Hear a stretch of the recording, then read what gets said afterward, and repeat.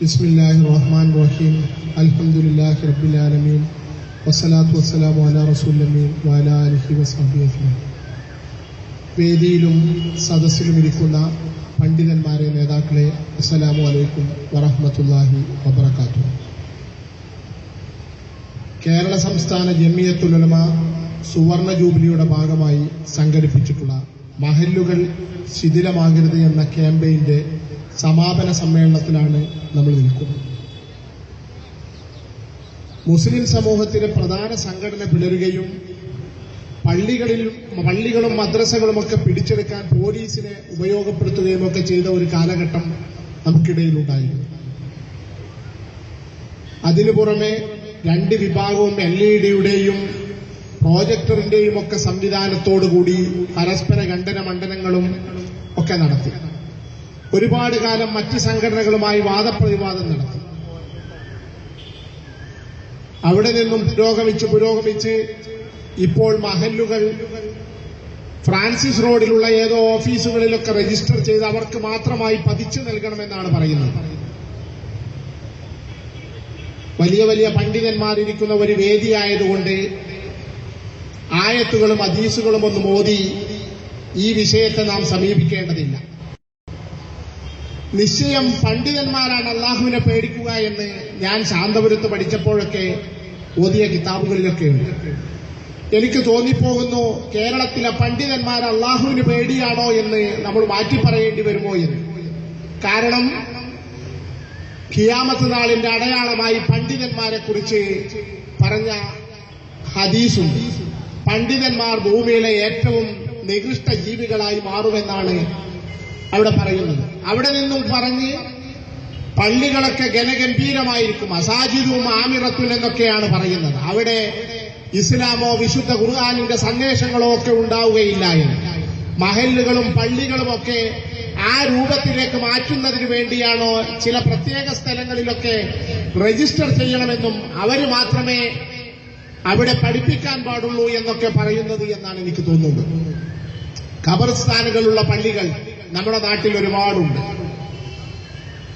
വളരെ പരമ്പരാഗതമായി പാരമ്പര്യമുള്ള കുടുംബങ്ങൾ വഖഫ് ചെയ്യുകയും നാട്ടുകാരെ ഏൽപ്പിക്കുകയും കക്ഷിഭേദമില്ലാതെ നാട്ടുകാർ ഒന്നടങ്കം പരിപാലിച്ച് മഹത്തായ ദീനീ സ്ഥാപനങ്ങളായി നിലനിർത്തുകയും ചെയ്ത സ്ഥാപനങ്ങളാണ്. അവിടെ ലഭിക്കാൻ ചില പ്രത്യേക കാര്യങ്ങളൊക്കെ ചെയ്യണമെന്നാണ് പറയുന്നത്. ഇനി അവിടെ മരിച്ചാൽ മയ്യത്ത് മറമാടാൻ ചില പ്രത്യേക വിഭാഗങ്ങൾക്ക് മാത്രമാണ് എന്നുകൂടി വന്നാൽ ഒരുപാട് കേസുകളും പള്ളികളിൽ വീണ്ടും വീണ്ടും സംഘർഷങ്ങളും ഉണ്ടാകുന്ന അവസ്ഥയുണ്ട്. ഇതിപ്പോൾ തന്നെ നാം അനുഭവിച്ചുകൊണ്ടിരിക്കുകയാണ്.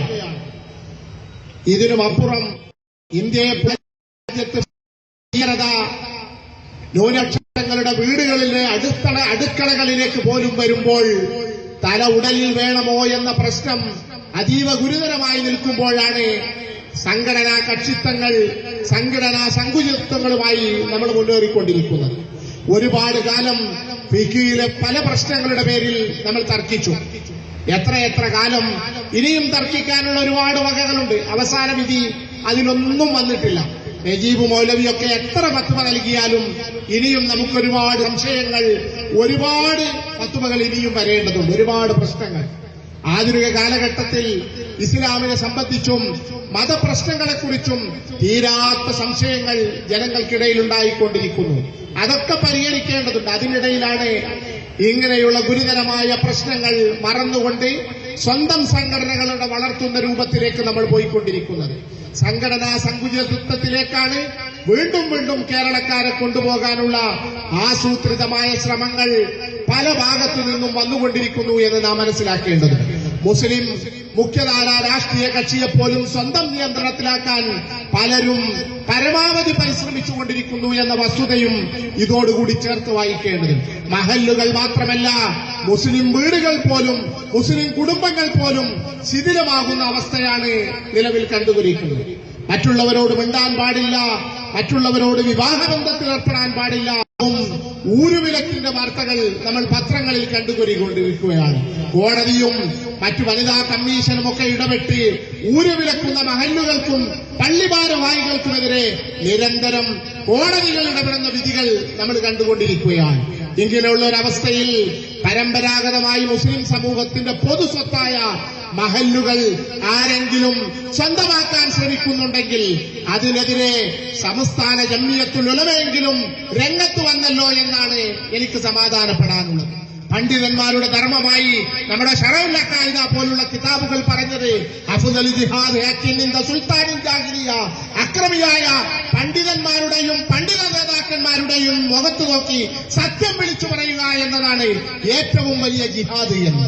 അതുകൊണ്ട് സംസ്ഥാന കേരള ജംഇയ്യത്തുൽ ഉലമയുടെ പണ്ഡിതന്മാർ നിർവഹിച്ചുകൊണ്ടിരിക്കുന്നത് ആ ദൗത്യമാണ് എന്നാണ് ഞാൻ തിരിച്ചറിയുന്നത്. മാത്രമല്ല, നിങ്ങൾ ആളുകൾ കുറവാണ് അല്ലെങ്കിൽ എണ്ണത്തിൽ കുറവാണ് എന്നൊന്നും വിചാരിച്ച് പിന്മാറിക്കളയരുത് എന്നാണ് എനിക്ക് പറയാനുള്ളത്. കാരണം ബദറിന്റെ സന്ദർഭത്തിൽ ഇറങ്ങിയ ഖുർആൻ സൂക്തം നമ്മൾ പ്രത്യേകം ഈ ഘട്ടത്തിൽ അടിയവരായിട്ട് മനസ്സിലാക്കേണ്ടത്.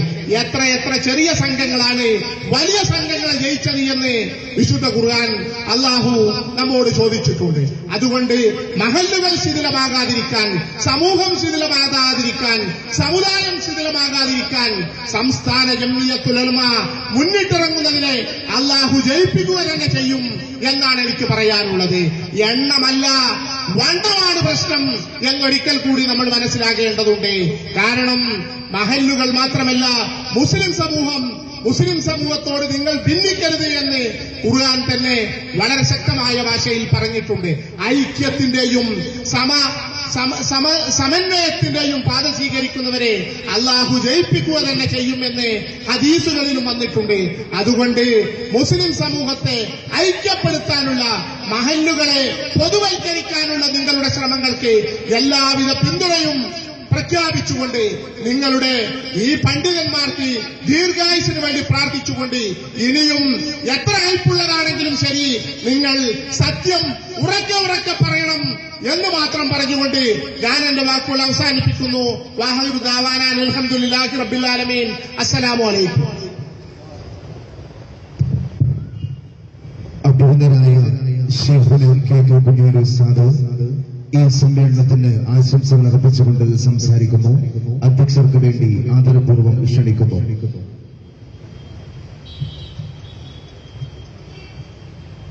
അസ്സലാമു അലൈക്കും വറഹ്മത്തുള്ളാഹി വബറകാതുഹു. ബിസ്മില്ലാഹിർ റഹ്മാനിർ റഹീം. അൽഹംദുലില്ലാഹി റബ്ബിൽ ആലമീൻ. വസ്സലാത്തു വസ്സലാമു അലാ അഷ്റഫിൽ അൻബിയാഇ വൽ മുർസലീൻ വഅലാ ആലിഹി വസഹ്ബിഹി അജ്മഈൻ. അമ്മാ ബഅദ്. അഭിനന്ദനായ അധ്യക്ഷർ മൗലാന എം.കെ. മുഹമ്മദ് മൗലവി, മറ്റ് സ്റ്റേജിലുള്ള സാദാത്തുക്കള്, പണ്ഡിതന്മാര്, പ്രിയമുള്ള സഹോദരന്മാര്, കേരള സംസ്ഥാന ജംഇയ്യത്തുൽ ഉലമയുടെ സുവർണ ജൂബിലിയുടെ ഭാഗമായി ജനുവരി ഫെബ്രുവരി മാസങ്ങളിൽ നടത്തപ്പെട്ട ഈ ക്യാമ്പിന്റെ സമാപനം ഇവിടെ വെച്ച് സമാപിക്കുകയാണ്. 1-2 മാസം ഈ വിഷയത്തെ അധികരിച്ച് വിവിധ സ്ഥലങ്ങളിൽ പ്രസംഗങ്ങളും പൊതുയോഗങ്ങളൊക്കെ നടന്നിട്ടുണ്ട്. അതിന്റെ അവസാനം മുതൽക്കളത്ത് വെച്ച് സമാപിക്കുകയാണ്. പലരും വിഷയങ്ങളൊക്കെ മനസ്സിലാക്കിയിട്ടുണ്ട്. കേരള സംസ്ഥാന ജംഇയ്യത്തുൽ ഉലമയുടെ മുശാവറ യോഗമാണ് ഡിസംബർ മാസത്തിൽ ഇങ്ങനെയൊന്ന് തീരുമാനിച്ചത്. ബഹുമാന്യരായ സെക്രട്ടറി അന്നത്തെ മൗലാന രാമന്തളി മുഹമ്മദ് കോയ തങ്ങളാണ് അതിന്റെ പ്രഖ്യാപനം കോഴിക്ക് വെച്ച് നടത്തിയത്. അതുള്ള എല്ലാവർക്കും അറിയാവുന്ന വസ്തുതയാണ്.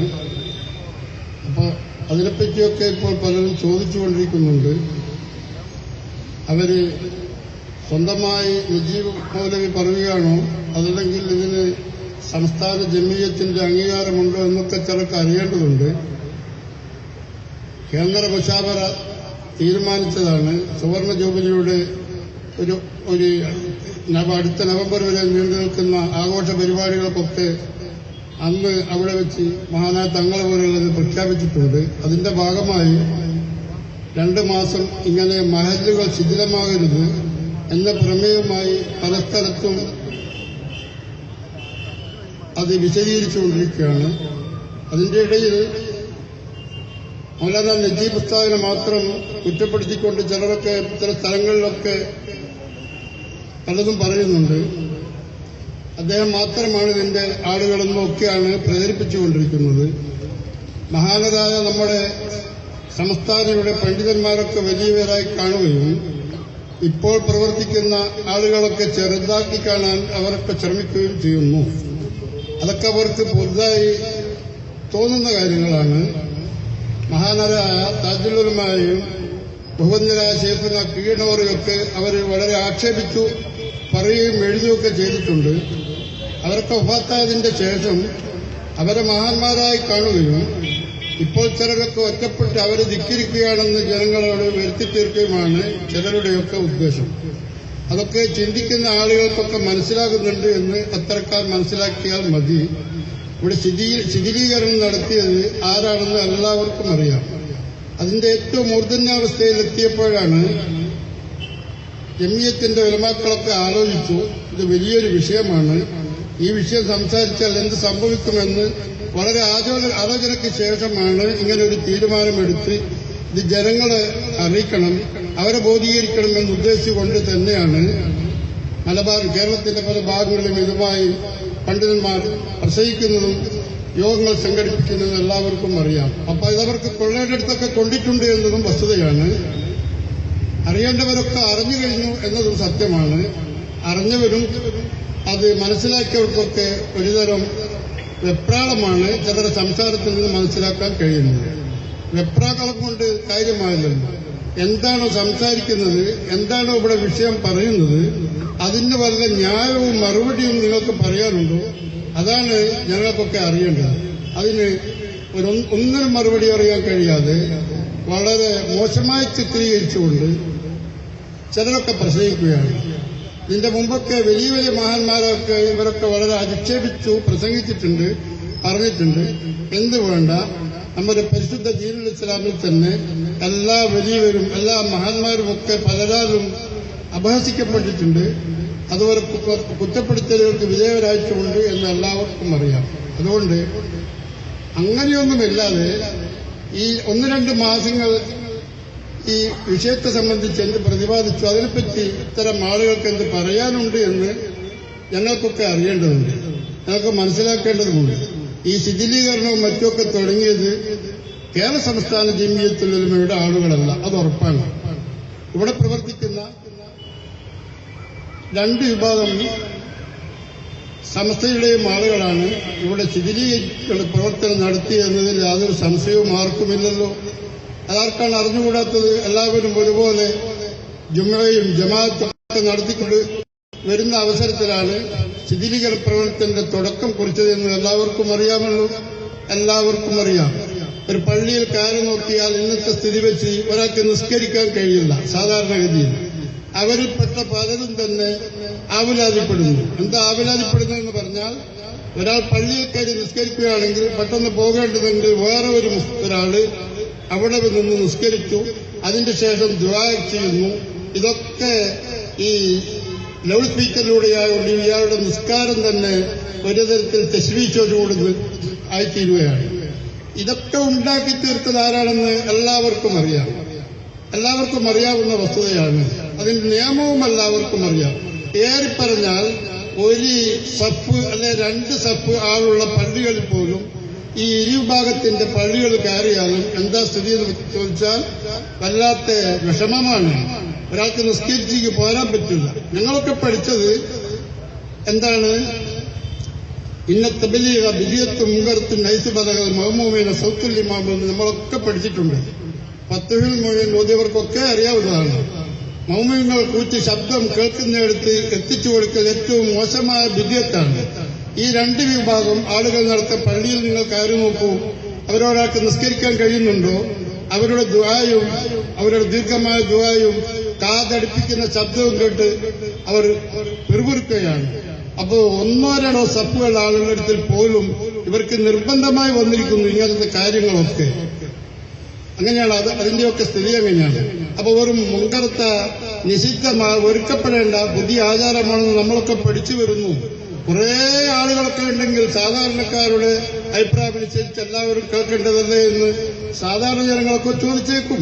അറിവുള്ളവർ അത് ചോദിക്കണമെന്നില്ല, അതിനൊന്നും മറുപടിയാകും. പക്ഷെ അതൊന്നും ഇല്ലാത്ത സ്ഥലത്ത് പോലും ഇവരൊക്കെ ചെയ്തു കൂട്ടുന്നത് ഇതാണ്. ഇബാദത്തിനും ആരാധനക്കൊക്കെ ഒരു സത്തയും ഒരു ഇഹ്തിയാത്തും വറവൊക്കെ ഉണ്ടല്ലോ. അതൊക്കെ സാധാരണക്കാരെക്കാൾ കൂടുതൽ ശ്രദ്ധിക്കേണ്ടത് വിവരമുള്ള ആളുകളായിരുന്നു. പക്ഷെ അവർ ശ്രദ്ധിച്ചിട്ടില്ല. അവര് ഈ ശിഥിലീകരണ പ്രവർത്തനമായി നടത്തുകയാണ്. അതിന്റെ ഏറ്റവും മൂർധന്യ അവസ്ഥയിലെത്തിയപ്പോഴാണ് സംസ്ഥാന ജമിയത്തിലൂടെ പണ്ഡിതന്മാരൊക്കെ ആലോചിച്ചിരുന്നു, തീരുമാനം ഇങ്ങനെ ഈ വിഷയം ജനം പറയാൻ ഇങ്ങനെ ഒരു രംഗത്തിറങ്ങിയത്.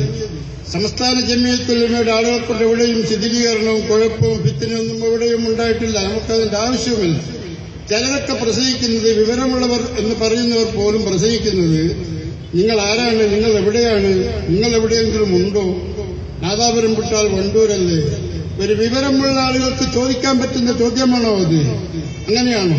വിവരത്തിന്റെ അടിസ്ഥാനത്തിലാണ് സംസാരിക്കുന്നതെങ്കിൽ ഇത്ര ആളുകൾ വേണം എന്നൊരു കാര്യം സത്യമാകാൻ അതിന് അനിവാര്യമാണ്. ഒരു കാര്യം പറഞ്ഞു, അതൊരാൾ മാത്രമേ പറഞ്ഞുള്ളൂ. നോക്കൂ, വേറെ ഒരാളും പറഞ്ഞില്ല. ഒക്കെ വേറെ രീതിയിലാണ് പറഞ്ഞെങ്കിൽ സത്യമിതാണെങ്കിൽ അതല്ലേ നേരി, അതല്ലേ നേരായ വസ്തുക്കാര്യം, അതല്ലേ. അതുകൊണ്ട് ചില ആളുകളൊക്കെ ഭയപ്പെടുത്തുകയൊക്കെ ചെയ്യുകയാണ്. ചില സംസാരത്തിലൊക്കെ ഭയപ്പെടുത്തി സംസാരിക്കുന്നു, വളരെ കുറ്റപ്പെടുത്തി പറയുന്നു. ഞങ്ങൾക്കൊക്കെ അതെല്ലാം മനസ്സിലാകും, പൊതുജനങ്ങൾക്കൊക്കെ അതൊക്കെ മനസ്സിലാകും. ശ്രദ്ധിക്കുന്നവരുണ്ട്. പഴയകാലത്തെ രീതി പോലെയൊന്നുമല്ല ഇക്കാലത്തുള്ളതെന്ന് എല്ലാവർക്കും അറിയാം. സത്യം സത്യമായും വസ്തുതാപരമായും പറയണം. അത് നജീബ് പോലെ പറയാൻ ആർക്കും കഴിയില്ല എന്ന് എല്ലാവരും സമ്മതിക്കുന്നു. അതിന്റെ അസൂയയിൽ നിന്നുടലെടുത്ത ചില സംസാരങ്ങളാണ് ഞങ്ങൾക്കൊക്കെ മനസ്സിലാക്കാൻ കഴിയുന്നത്. കാരണം മഹാനർ ഒരു വിഷയത്തെ അധികരിച്ച് സംസാരിച്ചാൽ അവിടെ ഫിത്നയില്ല, ഫസാദില്ല. അവിടെ ആ വിഷയം അതോടുകൂടി അവസാനിക്കും. എല്ലാവർക്കും അറിയാം. ആ ഒരു കഴിവ് ഈ രണ്ട് വിഭാഗത്തിന്റെ ആളുകൾക്കും ലഭിച്ചിട്ടില്ല. ലഭിക്കാത്തത് കൊണ്ടുണ്ടായ ഈ ദേഷ്യവും മറ്റു ചിലതും കൊണ്ടാണ് വലിയ ആളുകളുടെ മുമ്പിൽ സദസ്സിൽ വെക്കാൻ പറ്റാത്ത പദങ്ങൾ ഉപയോഗിച്ചുകൊണ്ട് അങ്ങനെയുള്ള മഹാന്മാരെയൊക്കെ ആക്ഷേപിക്കുന്നത്. ആ ആക്ഷേപം കൊണ്ട് എന്ത് കാര്യമുണ്ട് എന്നാണ് ഇവർ മനസ്സിലാക്കേണ്ടത്. അങ്ങനെ ആക്ഷേപിച്ചതുകൊണ്ട് ഒരു പ്രസ്ഥാനത്തെയോ അല്ല ഒരു അഭിപ്രായങ്ങളെയോ ഒരാൾക്ക് ഇല്ലാതാക്കാൻ കഴിയുമോ? അങ്ങനെ കഴിയുകയില്ല.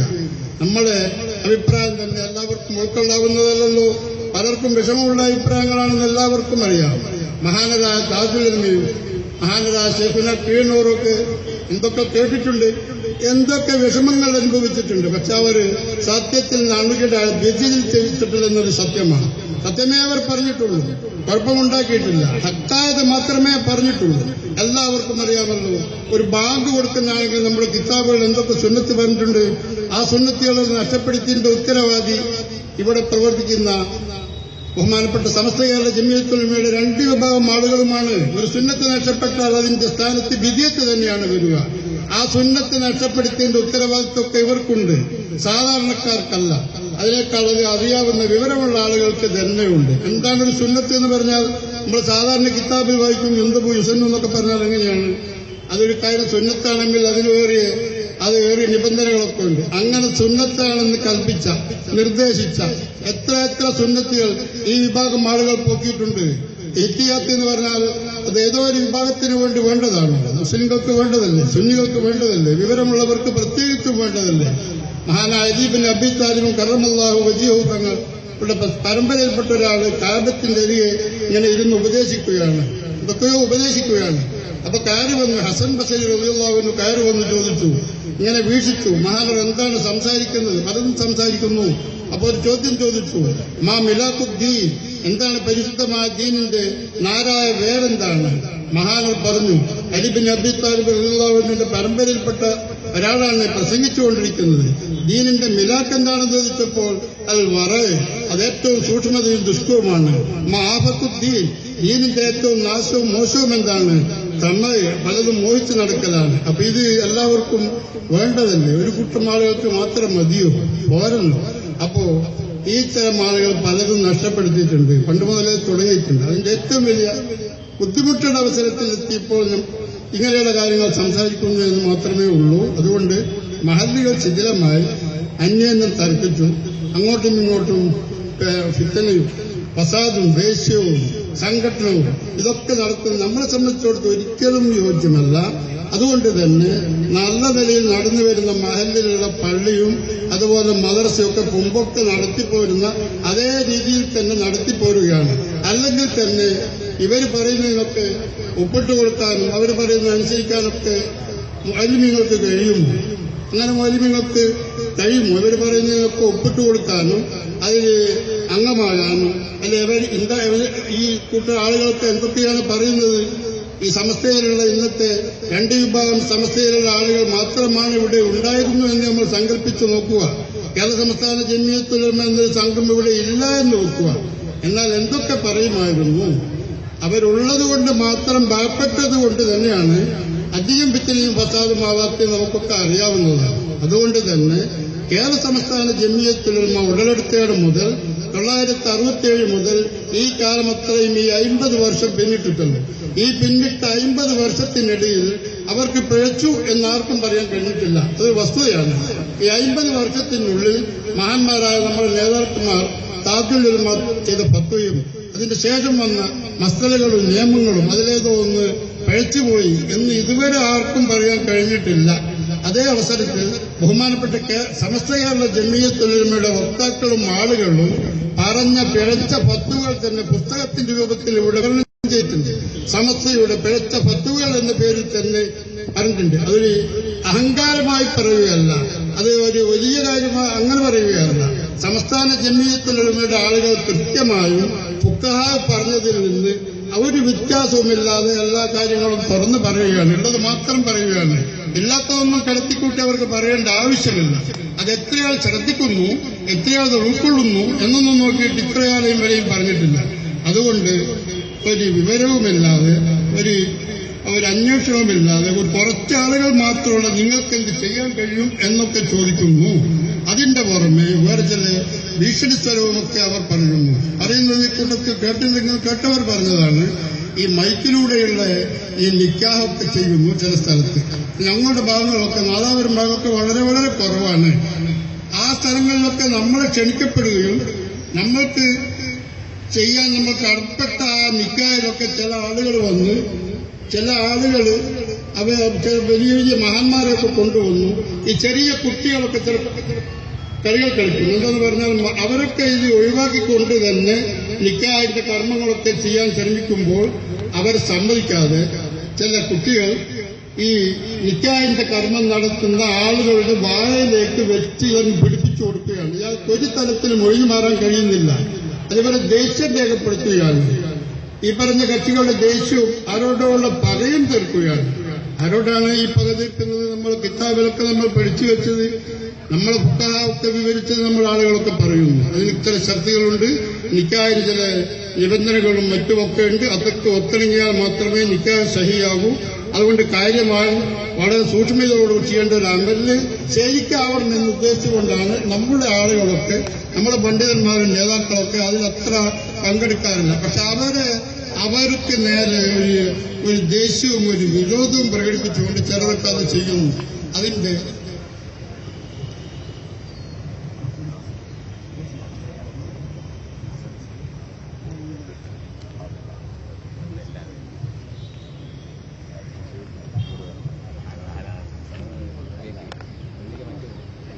അങ്ങനെ ചെയ്യുമ്പോഴാണ് നമുക്ക് അധികാരപ്പെട്ട ചിലതൊക്കെ അത് ശരിയല്ലെന്ന് നമ്മൾ പറയാറുണ്ട്. പക്ഷെ അതിനും ഭീഷണി സ്ഥലത്തിൽ ചിലരൊക്കെ സംസാരിച്ചിട്ടുണ്ട്. അതുകൊണ്ട് നല്ല നിലയിൽ മഹല്ലുകളൊക്കെ മുമ്പോട്ട് പോകാൻ നമ്മളൊക്കെ ശ്രമിക്കേണ്ടതാണ്. ഇത്രയും ഫസാദൊന്നും ഇല്ലാതെ നമ്മളെ മഹല്ലുകൾ മുൻകാലത്തതുപോലെ മുമ്പോട്ട് പോകാൻ എന്ത് വേണം അതിന് സാധ്യമല്ലാതെല്ലാം നമ്മുടെ ഭാഗത്തു നിന്നുണ്ടാകും. മറ്റുള്ളവർ അതിനെ അനയിക്കുകയും ശിഥിലമാക്കുകയും ചെയ്യാതെ മുന്നോട്ട് പോകാൻ നമുക്കൊക്കെ കഴിയണം. സർവശക്തനായ റബ്ബ് നമുക്ക് ഏവർക്കും അതിന് തൗഫീഖ് ചെയ്യുമാറാകട്ടെ എന്ന് മാത്രം പ്രാർത്ഥിച്ചുകൊണ്ട് ഈ സന്ദർഭത്തിൽ എല്ലാവിധ ആശംസകളും നേർന്നുകൊണ്ട് എന്റെ സംസാരം ഞാൻ നിർത്തുന്നു. അസ്സലാമു അലൈക്കും. മുസ്ലിം യൂത്ത് ലീഗിന്റെ സംസ്ഥാന general secretary advocate PK Firoz ഈ സമ്മേളനത്തിന് ആശംസകൾ അർപ്പിക്കുന്നു. അധ്യക്ഷർക്ക് വേണ്ടി ആദരപൂർവ്വം ക്ഷണിക്കുന്നു. വേദിയിലിരിക്കുന്ന ബഹുമാന്യരായ ഉസ്താദുമാരെ, ഈ ചടങ്ങിൽ സംസാരിക്കാനെത്തിയ വിവിധ രാഷ്ട്രീയ പാർട്ടിയുടെ പ്രതിനിധികളെ, പ്രിയപ്പെട്ട സഹോദരന്മാരെ, സുഹൃത്തുക്കളെ, അസ്സലാമു അലൈക്കും വറഹ്മത്തുള്ളാഹി. കേരള സംസ്ഥാന ജമിയത്തുൽ ഉലമയുടെ സുവർണ ജൂബിലിയോടനുബന്ധിച്ച് മഹല്ലുകൾ ശിഥിലമാകരുത് എന്ന പ്രമേയത്തിൽ സംസ്ഥാന സംഘടിപ്പിച്ചിട്ടുള്ള സമ്മേളനത്തിലാണ് നമ്മളെല്ലാവരും ഇവിടെ ഒരുമിച്ച് കൂടിയിട്ടുള്ളത്. നമ്മുടെ ഒരുമിച്ച് കൂടൽ സർവശക്തൻ ഒരു സ്വാലിയായ അമലായി സ്വീകരിക്കുമാറാകട്ടെ എന്ന് ആത്മാർത്ഥമായി പ്രാർത്ഥിക്കുകയാണ്. വളരെ കാലികമായ ഒരു പ്രമേയമാണ് സംസ്ഥാനയുടെ നേതാക്കന്മാർ ഇവിടെ ചർച്ച ചെയ്യുന്നത് എന്നത് ഏറെ സന്തോഷകരമാണ്. നമ്മുടെ സമൂഹത്തെ സംബന്ധിച്ചിടത്തോളം വിവിധ സമുദായങ്ങൾ തമ്മിലുള്ള ഐക്യം പോലെ തന്നെ പ്രധാനമാണ് സമുദായത്തിനകത്തുള്ള ഐക്യവും. അത്തരമൊരു ഐക്യകാഹളം ആര് മുഴക്കിയാലും അവരുടെ കൂടെ നിൽക്കുക എന്നതാണ് മുസ്ലിം ലീഗിന്റെ പാരമ്പര്യം. മഹാനായ സയ്യിദ് മുഹമ്മദ് കോയ സാഹിബ് എപ്പോഴും പറയാറുണ്ടായിരുന്നു, ഞങ്ങൾ മുസ്ലിങ്ങൾ വുളു എടുക്കുമ്പോൾ, അംഗശുദ്ധി വരുത്തുമ്പോൾ തലയിൽ നിന്നും അല്പം തടവണമോ, തല മുഴുവനും തടവണമോ, നെറ്റിയിൽ നിന്നും അല്പം തടവണമോ എന്ന അഭിപ്രായ വ്യത്യാസമുണ്ട്. എന്നാൽ ഞങ്ങൾ മുസ്ലിം ലീഗുകാരെ സംബന്ധിച്ചിടത്തോളം തടവാൻ ഒരു തല വേണം എന്ന കാര്യത്തിൽ അഭിപ്രായ വ്യത്യാസമില്ല എന്ന് മഹാനായ സയ്യിദ് മുഹമ്മദ് കോയ സാഹിബ് എപ്പോഴും പറയാറുണ്ടായിരുന്നു. മുസ്ലിം ലീഗിന്റെ നിലപാട് വളരെ വ്യക്തമാണ്. സമുദായങ്ങൾ തമ്മിലും സമുദായത്തിനകത്തും ഐക്യമുണ്ടാകണം. പ്രത്യേകിച്ച് ഇന്നത്തെ കാലം നമുക്കറിയാം, ഫാഷിസം വന്നു വന്ന് മരണക്കിടക്കയിൽ പോലും എത്തിയ ഒരു കാലമാണ്. ഫാഷിസം നമ്മുടെ വിശ്വാസത്തിൽ ഇടപെട്ടത് നമ്മൾ കണ്ടു. യൂണിഫോം സിവിൽ കോഡ് നടപ്പിലാക്കണം എന്ന് പറഞ്ഞപ്പോൾ ഫാഷിസം തീന്മേശയിലെത്തിയത് നമ്മൾ കണ്ടു. ഉത്തർപ്രദേശിലെ ദാദ്രിയിൽ മുഹമ്മദ് അഖ്ലാഖ് എന്ന് പറയുന്ന ഒരു മധ്യവയസ്കൻ വീട്ടിനകത്ത് റെഫ്രിജറേറ്ററിൽ ബീഫ് സൂക്ഷിച്ചു എന്ന് പറഞ്ഞിട്ടാണ് അതിക്രൂരമായി കൊല ചെയ്യപ്പെട്ടത്.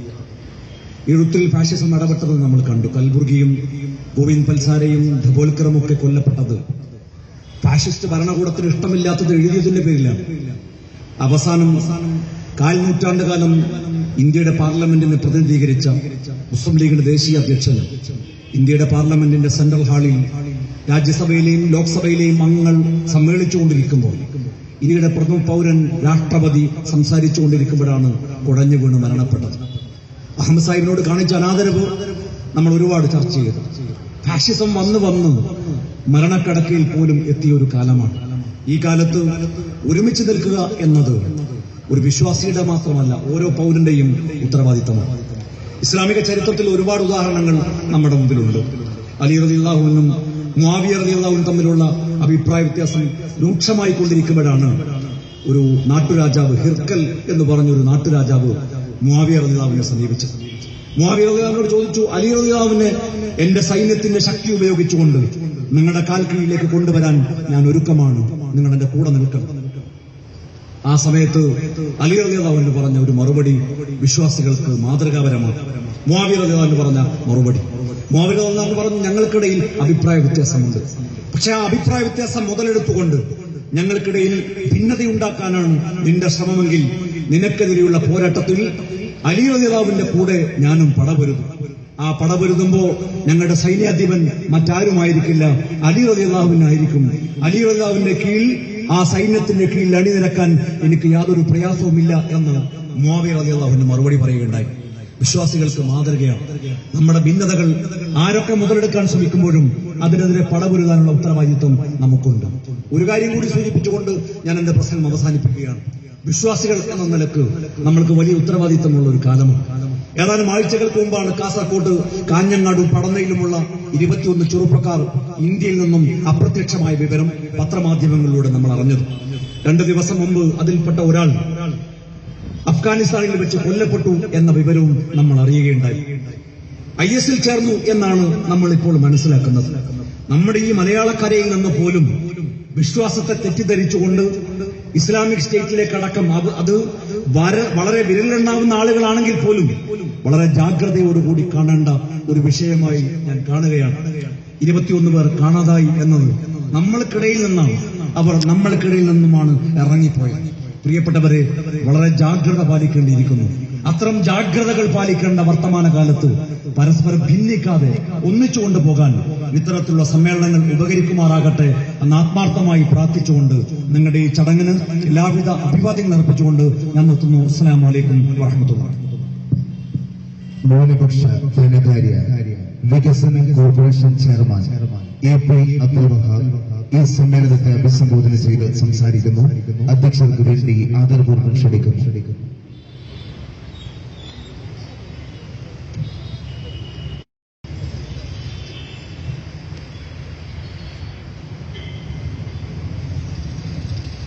അസ്സലാമു അലൈക്കും വറഹ്മത്തുള്ളാഹി. വളരെ സമാദരണീയരായ ഉസ്താദുമാര്, സാമൂഹ്യ സാംസ്കാരിക രാഷ്ട്രീയ രംഗത്തുള്ള ബഹുമാന്യ വ്യക്തികളെ, പ്രിയപ്പെട്ടവരെ, കേരള സംസ്ഥാന ജമിയത്തുൽ ഉലമ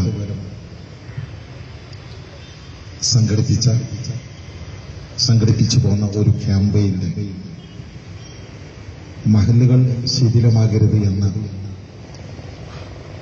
സന്ദേശത്തിന്റെ ഉദാത്തീയത, ആ സന്ദേശത്തിന്റെ വിശാലത ഈയുള്ളവൻ ഈ പരിപാടിയിൽ സംബന്ധിക്കുവാനുള്ള കാരണങ്ങളിലൊന്ന് ഈ സന്ദേശം മഹല്ലുകൾ ശിഥിലമാകരുത്. ഇത് സ്നേഹമസൃണമായ ഒരു നിലപാടാണ്. സഹിഷ്ണുതയുടെയും ഐക്യത്തിന്റെയും ഒരു സന്ദേശം. നമ്മൾ മഹല്ലുകൾക്കിടയിൽ ഐക്യം സാധിക്കാൻ, മഹല്ലുകൾക്കിടയിൽ മഹല്ലിൽ ഐക്യം യാഥാർത്ഥ്യമാകാൻ സമകാലിക രാഷ്ട്രീയത്തിലെ സംഭവ വികാസങ്ങൾ ഒന്നും തന്നെ ആവശ്യമില്ല. യഥാർത്ഥത്തിൽ ഇസ്ലാമിന്റെ പൈതൃകമാണ്, ഇസ്ലാമിന്റെ പാരമ്പര്യമാണ് മഹല്ലുകൾ ശിഥിലമാകരുത് എന്ന സന്ദേശം. നമ്മുടെ പൈതൃകത്തെ തിരിച്ചു കൊണ്ടുവരിക എന്ന ഒരു സന്ദേശം കൂടിയാണ്. പഴയ കാലത്ത് മഹല്ലിന് അകത്ത് വളരെ മാതൃകാപരമായ സ്നേഹബന്ധങ്ങൾ ഉണ്ടായിരുന്നു, ഐക്യമുണ്ടായിരുന്നു, സഹിഷ്ണുതയുണ്ടായിരുന്നു. പള്ളികൾ മുസ്ലിം സാമൂഹ്യ ജീവിതത്തിന്റെ സ്ഥിരാകേന്ദ്രങ്ങളാണ്. പള്ളികളെ ആസ്വദിച്ചുള്ള സാമൂഹിക പരിസരങ്ങളാണ് മഹല്ലുകൾ. ഈ മഹല്ലുകൾക്കകത്ത് സംഘടനാപരമായ, കക്ഷിത്വപരമായ, പാർട്ടിപരമായ അഭിപ്രായ വ്യത്യാസങ്ങൾ ഉണ്ടാകുമ്പോൾ ഇസ്ലാം ഉദ്ദേശിക്കുന്ന മഹല്ല് സങ്കല്പമാണ് വാസ്തവത്തിൽ ശിഥിലമാകുന്നത്. ഇസ്ലാമിന്റെ തന്നെ തനത് നിലപാടിനാണ് പോറലേൽക്കുന്നത്. ഐക്യത്തെക്കുറിച്ച് പ്രസംഗിക്കാനൊക്കെ വളരെ സുഖമാണ്. ഒരു ബുദ്ധിമുട്ടും ഇല്ലാതെ, ഒരു പ്രയാസവും ഇല്ലാതെ ഇന്ന് സംസാരിക്കാവുന്ന, കൈയാളാവുന്ന വിഷയങ്ങളിലൊന്നാണ് ഐക്യം. പക്ഷേ യാഥാർത്ഥ്യ തലത്തിലേക്ക് ഇതിനെ കൊണ്ടുവരാൻ ഇത്തിരിയൊക്കെ പ്രയാസങ്ങളില്ല. മനസ്സ് വിശാലമാകുക എന്നത് മാത്രമാണ് ഒരു പരിഹാരമായിട്ടുള്ളത്. സംഘടനാ ബന്ധങ്ങൾ എന്തുമാവട്ടെ, രാഷ്ട്രീയങ്ങൾ എന്തുമാവട്ടെ, കക്ഷി വ്യത്യാസങ്ങൾ എന്തുമാവട്ടെ, ആദർശ നിലപാടുകൾ എന്തുമാവട്ടെ, പക്ഷേ ഒരു മഹല്ലിനകത്തുള്ള ആളുകളെ ഉൾക്കൊള്ളാൻ പള്ളികൾക്ക് സാധിച്ചാൽ അവിടെ രാഷ്ട്രീയമായ പരിഗണനകൾക്കപ്പുറത്ത്, പാർട്ടിപരമായ നിലപാടുകൾക്കപ്പുറത്ത് എല്ലാവരെയും ഉൾക്കൊള്ളാൻ സാധിച്ചാൽ അതാണ് ഐക്യം. ആ രീതിയിലാണ് ഐക്യപ്പെടേണ്ടത്. പഴയ കാലത്ത് അങ്ങനെയായിരുന്നു. കക്ഷിത്വങ്ങളൊക്കെ സാങ്കേതികതയാണ്, സംഘടനാ ബന്ധങ്ങൾ സാങ്കേതികതയാണ്. അതൊക്കെ വാസ്തവത്തിൽ അസ്ഥിരങ്ങളായ സ്ഥിരമല്ലാത്ത സ്ഥിര പ്രതിഭാസങ്ങളല്ല. പഴയ കാലത്തൊക്കെ പള്ളികൾ ഖതീബുമാരെ ആസ്വദിച്ചുകൊണ്ട് കേന്ദ്രീകരിച്ചുകൊണ്ട് വാസ്തവത്തിൽ എന്തോ ഒരു സ്നേഹബന്ധങ്ങളായിരുന്നു, എന്തോ ഒരു ഒന്നിച്ച് പരസ്പരം കൂട്ടിയോജിപ്പിച്ചുകൊണ്ടുള്ള നിലപാടുകളായിരുന്നു. ആ നിലപാടുകളിലേക്ക് നമ്മുടെ മഹല്ലുകൾ മാറേണ്ടതായിട്ടുണ്ട്. ആ നിലപാടുകളിലേക്ക് നമ്മുടെ മഹല്ലുകൾ വാസ്തവത്തിൽ പിൻവാങ്ങേണ്ടതുണ്ട്. അങ്ങനെ സംഭവിക്കുമ്പോൾ ഉണ്ടാകുന്ന ഇസ്ലാം സമാധാനമാണല്ലോ. ഒരു മഹല്ലിൽ ഇസ്ലാമിന്റെ സമാധാനം എല്ലാ ആളുകൾക്കും അവകാശപ്പെട്ടതാണ്. മുസ്ലിങ്ങൾക്ക് മാത്രമല്ല, ആ നാട്ടിലുള്ള മുഴുവൻ ആളുകൾക്കും അവകാശപ്പെട്ടതാണ്. പള്ളിത്തർക്കങ്ങൾ നാടിന്റെ സാമൂഹ്യ അസ്വസ്ഥതകളായി മാറിക്കൊണ്ടിരിക്കുന്നു. പള്ളിയുടെ ഭരണത്തിനുമായി ബന്ധപ്പെട്ട തർക്കങ്ങൾ നാട്ടിൽ അരാജകത്വമായി മാറിക്കൊണ്ടിരിക്കുന്നു. ലോ ആൻഡ് ഓർഡർ പ്രശ്നങ്ങളായി മാറിക്കൊണ്ടിരിക്കുന്നു. പള്ളികൾക്കകത്തുള്ള തർക്കങ്ങൾ ഒരു നാട്ടിൽ ക്രമസമാധാനത്തിന്റെ പ്രശ്നങ്ങളായി മാറുക എന്ന് പറയുന്നത് യഥാർത്ഥത്തിൽ ഇസ്ലാമിന്റെ സന്ദേശമല്ലല്ലോ, ഇസ്ലാമിന്റെ മുഖമല്ലല്ലോ. ഇസ്ലാമിന്റെ മുഖം മറിച്ചൊന്നാണ്. സഹിഷ്ണുതയുടെയും പാരസ്പര്യതയുടെയും പരസ്പരം കൂട്ടിയോജിപ്പിന്റെയും ഒരു നിലപാടാണല്ലോ ഇസ്ലാമിനുള്ളത്. അങ്ങനെയാകുമ്പോൾ ആ മഹലിനകത്ത് വലിയ വലിയ കാൽവെപ്പുകൾ ഉണ്ടാകും, വിദ്യാഭ്യാസപരമായ ചിന്തകൾ ഉണ്ടാകും, ചടുലമായ പ്രവർത്തനങ്ങൾ ഉണ്ടാകും, എല്ലാ തരത്തിലുള്ള ദൈക്ഷണികമായ മുന്നേറ്റങ്ങൾ ഉണ്ടാകും. നമ്മൾ പഴയ കാലങ്ങളിലേക്ക് എടുത്തു നോക്കുക. മഹാന്മാർ ഉന്നതരായ ഉസ്താദുമാര് തീർച്ചയായും ആ പഴയ കാലങ്ങളിലെ പൈതൃകങ്ങളുടെ പ്രഭവങ്ങളുടെ പരിസരങ്ങളെ കുറിച്ച് സംസാരിക്കും. അക്കാലത്ത് ഇസ്ലാമിക ലോകം എന്നാണ് ലോകത്തിന് തന്നെ അനുഗ്രഹമായത്. ലോകത്ത് വൈജ്ഞാനികമായ മുന്നേറ്റത്തിന്റെ നിധാനമായത് എപ്പോഴാണ്? ലോകത്ത് വലിയ വലിയ ലോക അതിശയങ്ങളായ കലാശാലകൾ, വൈജ്ഞാനിക കലാശാലകൾ പ്രഭവം കൊണ്ട് ഏത് മണ്ണിലാണ്, ഏതൊരു സാഹചര്യത്തിലാണ്? പള്ളികളുടെ ഭരണസമിതികളിൽ സംഘടനാപരമായ പരിഗണനകൾ ഉണ്ടായിരുന്നു. പള്ളികളുടെ പള്ളികളുടെ സ്ഥാനമാനങ്ങൾ പങ്കിട്ടെടുക്കുന്നതിൽ പാർട്ടിപരമായ പരിഗണനകൾ ഉണ്ടായിരുന്നു. അത്തരത്തിലുള്ള പരിഗണനകളൊന്നുമില്ലാത്ത സംസ്കൃതികളിലാണ്, സാമൂഹികതയിലാണ് ലോകത്തിന് വലിയ സംഭാവനകൾ നൽകാൻ ഇസ്ലാമിക സമൂഹത്തിന് സാധിച്ചത്. വലിയ കലാശാലകളുണ്ടായി, വിജ്ഞാന കേന്ദ്രങ്ങളുണ്ടായി. അപ്പോൾ മഹല്ലുകൾ ശിഥിലമാകരുത് എന്നത് ക്രിയാത്മകമായൊരു നിലപാടാണ്. ഇങ്ങനെയൊരു നിലപാട് ശാന്തഗംഭീരമായൊരു ക്യാമ്പയിനാണ് ഈ മുദ്രാവാക്യത്തെ ആസ്വദിച്ചുകൊണ്ടുണ്ടായത്. അതുകൂടി മാതൃകാപരമാണ്. അപ്പോൾ കേരള സംസ്ഥാന ജമിയത്തുൽ ഉലമയുടെ മാതൃകാപരമായ സന്ദേശം, കേരള സംസ്ഥാന ജമിയത്തുൽ ഉലമയുടെ ഈ ക്യാമ്പയിനുമായി ബന്ധപ്പെട്ട സംഗതികൾ എത്ര സമാധാനപരമായി നടന്നു. ആളുകൾ ഇത് വീക്ഷിച്ചുകൊണ്ടിരിക്കുന്നുണ്ട്. ഒരുപാട് ആളുകൾ, ആ അസംഖ്യം ആളുകളിൽ ഈ ഉള്ളവനും ഉണ്ടായിരുന്നു. ഒരു മാസക്കാലത്തിലധികം നടന്ന ഈ ക്യാമ്പയിൻ പ്രശ്നങ്ങളില്ലാതെ, പ്രകോപനങ്ങൾ ശ്രദ്ധിക്കാതെ, ആർക്കും അസമാധാനമുണ്ടാവാതെ ഈ ക്യാമ്പയിൻ നടന്നു. എല്ലാവിധ ഭാവുകങ്ങളും പ്രാർത്ഥനകളും എല്ലാം ഇത് കൂടുതൽ മെച്ചപ്പെടട്ടെ എന്ന് അല്ലാഹുവിനോട് പ്രാർത്ഥിച്ചുകൊണ്ട് അവസാനിപ്പിക്കുന്നു. അസ്സലാമു അലൈക്കും വറഹ്മത്തുള്ളാഹി.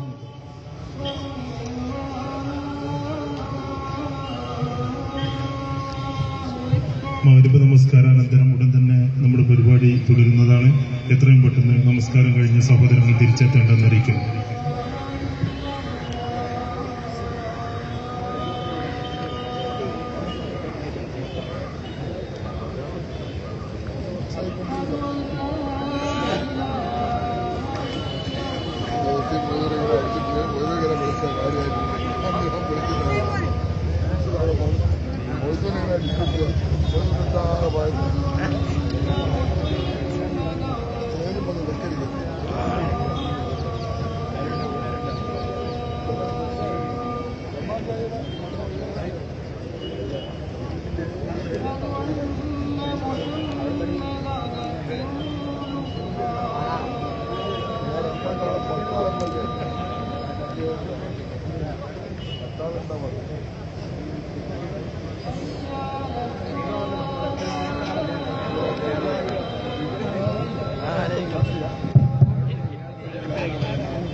പ്രിയമുള്ളവരെ,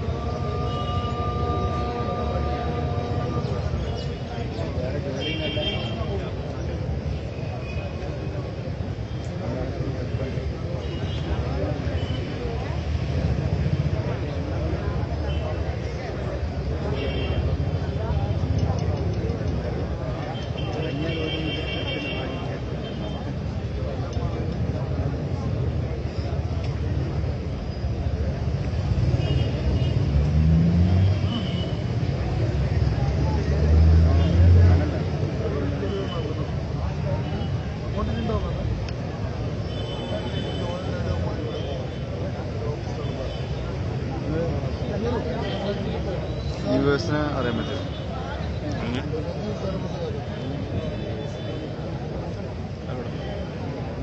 വൈറ്റ് ആയതുകൊണ്ട്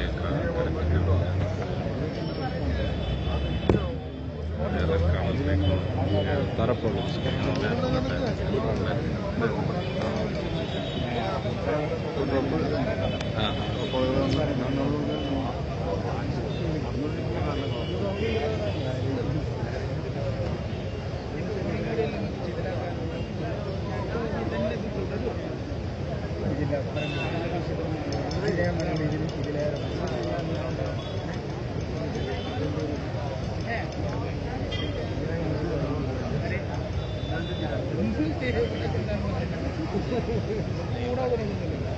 നമ്മളെ കുടുംബത്തിലെ രംഗമായോ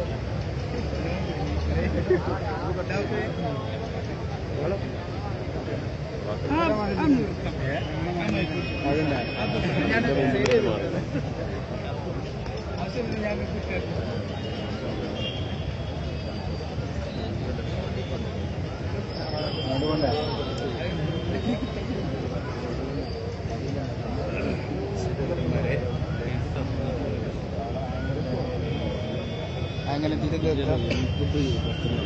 ഒട്ടുപുട്ടാക്കി അതിനാണ് ഇത്ര ദൂരത്ത് പോയിട്ട് ഇപ്പോഴെ മനസ്സിലായി.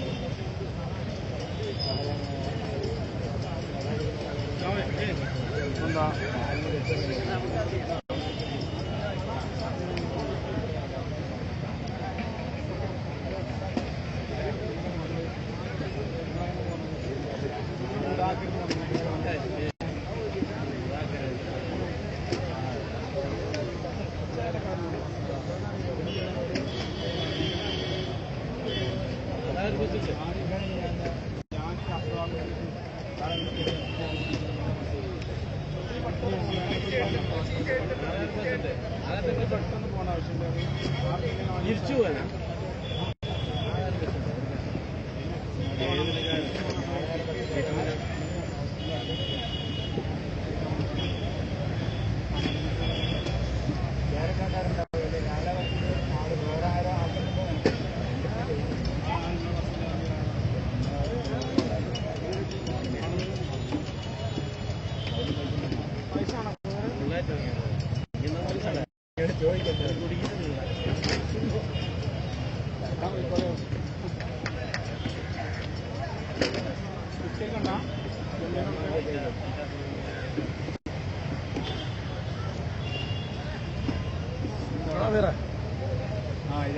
നിങ്ങൾ ചേർക്കാണ്ട് വണ്ടി ഫുള്ളായിക്കോന്ന് വില ഫുള്ളുണ്ടോ അതിലെ സീറ്റ് പോയിക്കൊണ്ടൊക്കെ പറഞ്ഞു ഇല്ല ഉണ്ടല്ലോ അപ്പോൾ വലിയ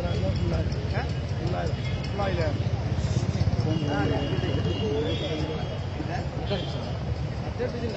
അങ്ങോട്ട് പോയിക്കോട്ടെ.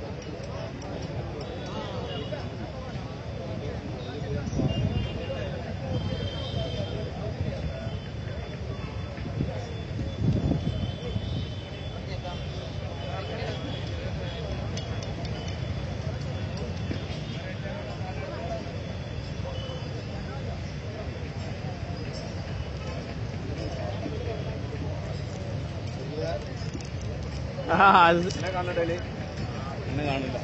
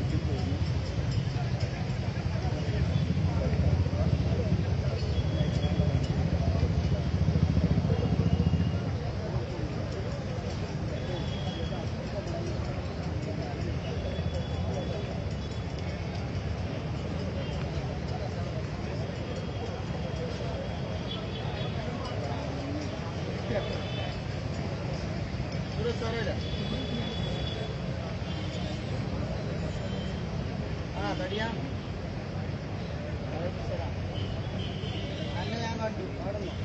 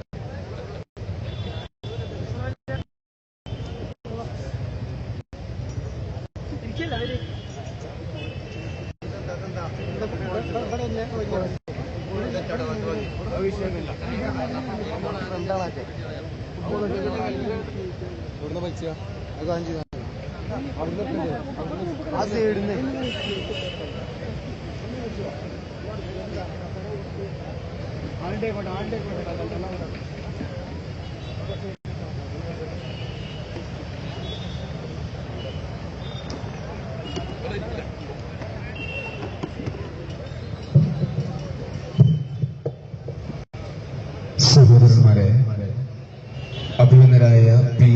നിയാസ്, KPCC എക്സിക്യൂട്ടീവ് അംഗം, കോർപ്പറേഷൻ കൗൺസിലർ തുടങ്ങിയ വിവിധ മേഖലകളിൽ പ്രവർത്തിച്ചുകൊണ്ടിരിക്കുന്ന അഭിനന്ദനായ PM നിയാസ്, അദ്ദേഹത്തിന് പെട്ടെന്ന് തന്നെ പോകേണ്ടുന്നതുകൊണ്ട് അദ്ദേഹം ഈ പരിപാടിക്ക് ആശംസകൾ നേരുകയാണ്. അധ്യക്ഷർക്ക് വേണ്ടി ആദരപൂർവ്വം ക്ഷണിക്കുന്നു.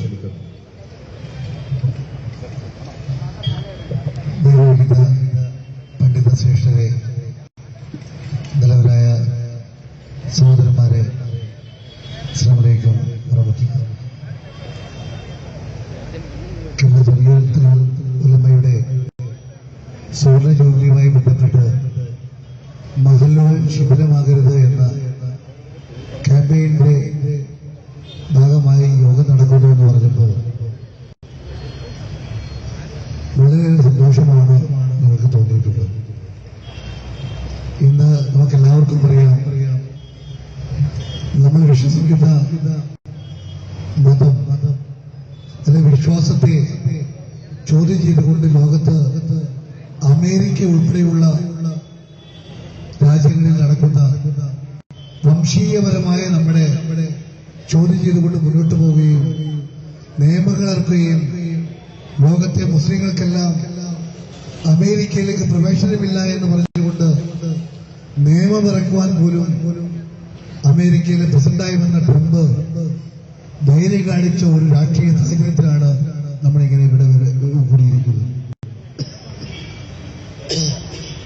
ഞാൻ പ്രതിദാനം ചെയ്യുന്ന ഇന്റർനാഷണൽ കോൺഗ്രസിനെ സംബന്ധിച്ചിടത്തോളം ലോകത്തെ എല്ലാ രാജ്യങ്ങൾക്കും മുമ്പാകെയും മതേതരത്വത്തിന്റെ ശ്രീകോവിലായി ഇന്ത്യയെ കൊണ്ടുപോകണമെന്ന് ആഗ്രഹിച്ചുകൊണ്ട് മുന്നോട്ട് പോകുന്ന രാഷ്ട്രീയ പ്രസ്ഥാനം. അത് ഏറ്റവും പ്രധാനം മതന്യൂനപക്ഷങ്ങൾക്ക് യാതൊരു പ്രകാരത്തിലുള്ള ബുദ്ധിമുട്ടുകളോ പ്രയാസങ്ങളോ ഇല്ലാതെ ഭൂരിപക്ഷീയ വർഗീയതയോടൊപ്പം തന്നെ ന്യൂനപക്ഷത്തിന്റെയും അവകാശങ്ങൾ അവ കണ്ണിലെ കൃഷ്ണമണിയെ പോലെ കാത്തുസൂക്ഷിച്ചുകൊണ്ട് മുന്നോട്ട് പോകണമെന്ന് ഭരണഘടനയിൽ എഴുതി ചേർക്കുവാൻ അതിശക്തമായ നിലപാടെടുത്തുകൊണ്ട് ഇന്ത്യയിലെ മതന്യൂനപക്ഷങ്ങൾക്ക് ഇന്ത്യ നിലനിൽക്കുന്നിടത്തോളം കാലം യാതൊരു ബുദ്ധിമുട്ടുകളും ഉണ്ടാവരുത് എന്ന് ആഗ്രഹിക്കുകയും പ്രാർത്ഥിക്കുകയും അതിനുവേണ്ടി പ്രവർത്തിക്കുകയും ചെയ്ത ഒരു രാജ്യത്താണ് നമ്മൾ നിലനിൽക്കുന്നത്. ഇവിടെ നമുക്കെല്ലാവർക്കും അറിയാം, ഇന്ന് മഹല്ലുകൾ, അന്ന് എന്റെയൊക്കെ കുട്ടിക്കാലം മുതൽ മഹല്ലുകൾ എന്ന് പറഞ്ഞാൽ ആ പ്രദേശത്തെ നമ്മുടെ വിശ്വാസികളുടെ മുഴുവൻ അവരുടെ അത്താണിയാണ് മഹല്ല് എന്ന് വിശ്വസിച്ചിരുന്നവരാണ് നമ്മൾ.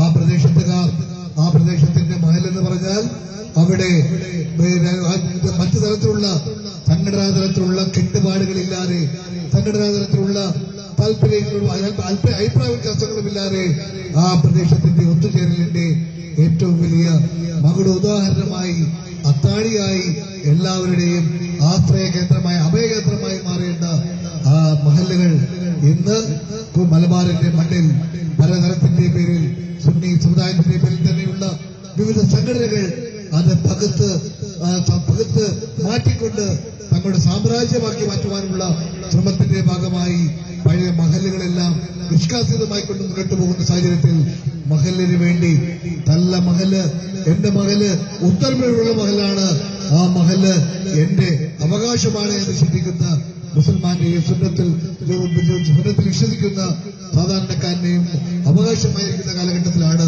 ഇങ്ങനെയുള്ള ജമീയത്തുൽ ഉലമ ഈ തരത്തിലുള്ള ഒരു ക്യാമ്പയിനുമായി കൊണ്ട് മുന്നോട്ട് വന്നിരിക്കുന്നത്. പ്രിയമുള്ളവരെ, നമുക്കെല്ലാവർക്കും അറിയാം, കഴിഞ്ഞ ദിവസം ഞാൻ കണ്ണൂരില് താനയിൽ പോകുവാൻ അവസരമുണ്ടായി. താനയിൽ പോയപ്പോഴാണ് എനിക്ക് താനയിലെ മഹല്ല് കമ്മിറ്റിയുടെ ഭാരവാഹിയുടെ വീട്ടിലാണ് എനിക്ക് പോയത്. അപ്പൊ അവിടെയുള്ള മഹല്ല് ഭാരവാഹികളെല്ലാം കൂടി വന്ന് അവരോട് പ്രവർത്തനങ്ങളെ വിശദീകരിച്ചു. സത്യം പറഞ്ഞാൽ എനിക്ക് വളരെയേറെ സങ്കടമാണ് തോന്നിയത്. എന്റെ നാടും ഇങ്ങനെയായില്ലല്ലോ. അവിടെ പലതരത്തിലുള്ള സംഘടനക്കാരുണ്ട്, പലതരത്തിലുള്ള സുന്നിയിലെ വിഭാഗക്കാരുണ്ട്. അവർക്ക് ആർക്കും തന്നെ പ്രത്യേകമായ പള്ളികളില്ല, പ്രത്യേകമായ മഹല്ലുകളില്ല, പ്രത്യേകമായ കബർസ്ഥാനുകളില്ല.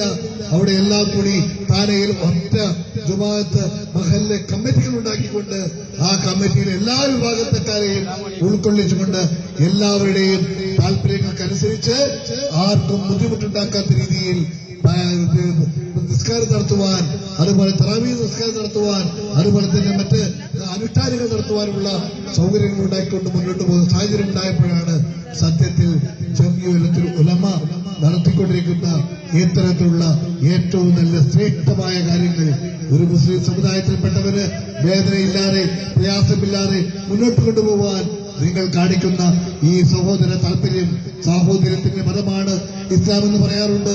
സഹോദരങ്ങൾക്ക് വേണ്ടി സഹോദരത്വത്തിന് വേണ്ടി മനുഷ്യത്തിന്റെ സ്നേഹത്തിന് വേണ്ടി സ്നേഹത്തിന്റെ മതമാണ് ഇസ്ലാം എന്ന് വിശ്വസിക്കുന്ന നമ്മുടെ നാട്ടിൽ ഇന്ന് മതത്തിന്റെ വിശ്വാസമില്ല. എന്റെ സുന്നി വിശ്വാസത്തിന്റെ പേരിൽ ഞാനിത് ഇന്ന സംഘടനയുടെ പേരിലാണ്.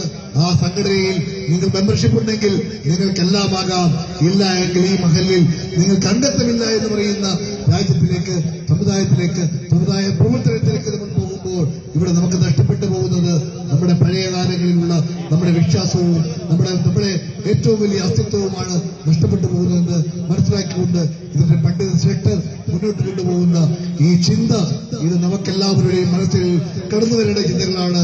ഇസ്ലാമിനെ വിശ്വസിക്കുന്നവർ, സുന്നത്തുൽ ജമാഅത്തിനെ വിശ്വസിക്കുന്നവർ തീർച്ചയായും ഇത്തരത്തിലുള്ള വിശ്വാസത്തിലേക്ക് മടങ്ങി വന്നുകൊണ്ട് ഇന്ന് സമുദായത്തിന്റെ ഐക്യത്തിന് വേണ്ടി ഏറ്റവും കൂടുതൽ പ്രതിസ്പന്ദനം ഒരുക്കേണ്ട മേഖലയിൽ ലോകത്തങ്ങോളമിങ്ങോളമുള്ള മുസ്ലിം വിശ്വാസികൾ മുഹമ്മദീയ ആദർശത്തിൽ വിശ്വസിക്കുന്നവർ ഏറ്റവും കൂടുതൽ വേദന നിന്നുമ്പോൾ, അവരുടെ തല വെട്ടി അരിയുമ്പോൾ, അവരുടെ കുലമൊട്ടാകെ ബോംബ് വെച്ച് തകർക്കുമ്പോൾ അവർക്ക് ആശ്വാസമേകുവാൻ, തളരേകുവാൻ നമ്മൾ കാണിക്കുന്നത് ഏറ്റവും വലിയ വിശ്വാസവും ഏറ്റവും വലിയ മംഗളോദാരമായി അവർക്ക് വേണ്ടി ചെയ്യാനുള്ളത് നമ്മൾ ഒന്നിച്ച് ഒരു മഹല്ലായി ഒരു വിശ്വാസമായി മുന്നോട്ട് കൊണ്ടുപോകാനുള്ള ജംഇയ്യത്തുൽ ഉലമയുടെ ഈ മഹത്തായ തീരുമാനത്തിൽ മഹത്തായ പ്രചരണത്തിൽ മുന്നോട്ട് പോകാൻ നിങ്ങൾ കഴിയട്ടെ എന്ന് ആത്മാർത്ഥമായി നിങ്ങൾക്ക് എല്ലാതരത്തിലുള്ള നിങ്ങളുടെ പ്രവർത്തനങ്ങൾക്കും ഇന്റർനാഷണൽ കോൺഗ്രസിന്റെ എല്ലാ തരത്തിലുള്ള ആശംസകളും തുറന്നുകൊണ്ട് നിങ്ങൾക്ക് നല്ലത് വരട്ടെ. നിങ്ങൾ നടത്തുന്ന ഈ മഹത്തായ പ്രവർത്തനം ഇത് സമുദായത്തിന് വേണ്ടിയുള്ളതാണ്, മതേതരത്വത്തിന് വേണ്ടിയുള്ളതാണ്. മതേതരത്വം ഏറ്റവും കൂടുതൽ നിലനിൽക്കുന്ന കേരളത്തിന്റെ വളർച്ചയ്ക്ക് വേണ്ടിയുള്ളതാണ്, ഇന്ത്യയുടെ വികസനത്തിന് വേണ്ടിയുള്ള പ്രവർത്തനമാണിത് എന്ന് ഒരിക്കൽ കൂടി പറഞ്ഞുകൊണ്ട് നിങ്ങൾ ഒരിക്കൽ കൂടി അഭിവാദ്യം അർപ്പിക്കുന്നു. അസ്സലാമു അലൈക്കും വറഹ്മത്തുള്ളാഹി. കേരള സംസ്ഥാന ജംഇയ്യത്തുൽ ഉലമയുടെ ആദരണീയനായ ജനറൽ സെക്രട്ടറി മൗലാന എന്ന മൗലവി പ്രമേയ പ്രഭാഷണം നടത്തുമ്പോൾ അധ്യക്ഷർക്ക് വേണ്ടി ആദരപൂർവ്വം ക്ഷണിക്കുന്നു.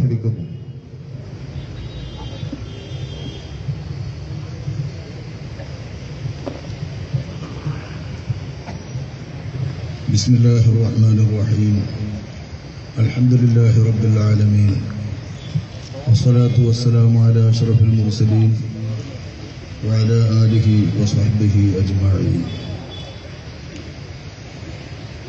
أما بعد فيا أيها الناس أوصيكم عباد الله وإياي بتقوى الله. أعوذ بالله من الشيطان الرجيم. بسم الله الرحمن الرحيم.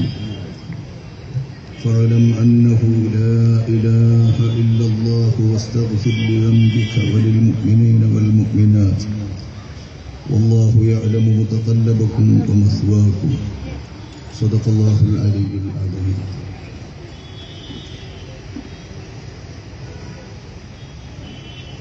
ഈ മഹത്തായ സമ്മേളനത്തിന്റെ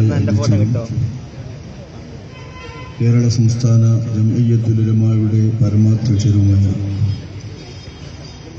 മൗലാന എം കെ ഉസ്താദ് അവറുകളെ, ഈ സമ്മേളനം ഉദ്ഘാടനം ചെയ്ത ജംഇയ്യത്തുൽ ഉലമയുടെ സെക്രട്ടറിയും നമ്മുടെ അഭിയുന്ന അവലംബവുമായ ആദരണീയരായ തങ്ങളവറുകളെ, ജംഇയ്യത്തുൽ ഉലമയുടെ സ്ഥാപകാംഗവും ജംഇയ്യത്തിന്റെ കാര്യദർശിയുമായ അഭിനന്ദരായ മൗലാന ചെറുകര ഉസ്താദ് അവറുകളെ,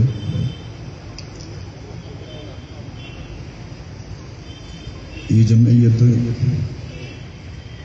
ഇതിന്റെ ആദ്യകാല പ്രവർത്തനങ്ങളിൽ ഏകാഗിയായി ശൈഖുനാക്കൊപ്പം നിന്ന് ഈ സംഘം വളരെയേറെ കടപ്പെട്ടിട്ടുള്ള അഭിനന്ദരായ സമദ് ഉസ്താദ് അവറുകളെ, ജംഇയ്യത്തുൽ ഉലമയുടെ സെക്രട്ടറി കുഞ്ഞാലി ഉസ്താദ് അവരുടെ അഭിവന്ദരായ സയ്യിദുമാരെ, വേദിയിലുള്ള കേരള സംസ്ഥാന ജംഇയ്യത്തുൽ ഉലമായുടെ ഭാരവാഹികളും കേന്ദ്ര മുശാവറാംഗങ്ങളുമായ പണ്ഡിതന്മാരെ, കേരള സംസ്ഥാന സുന്നി യുവജന ഫെഡറേഷൻ സ്റ്റേറ്റ് അധ്യക്ഷർ ബഹുമാനപ്പെട്ട സയ്യിദ് ഹസൻ